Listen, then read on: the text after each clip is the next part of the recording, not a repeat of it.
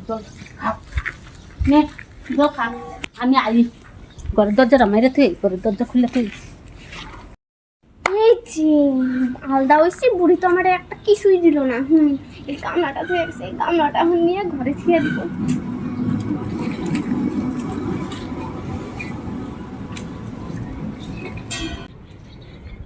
বৌমা এনে গামলাটা থুয়ে গেছিলাম গামলাটা দেখছো না মা আমি গামলা দিয়ে কি করবো তোমার গামলা মাত্র ছাগলটা জল দিয়ে গেলাম হ্যাঁ মাত্র ছাগলটা জল দিয়ে গেলাম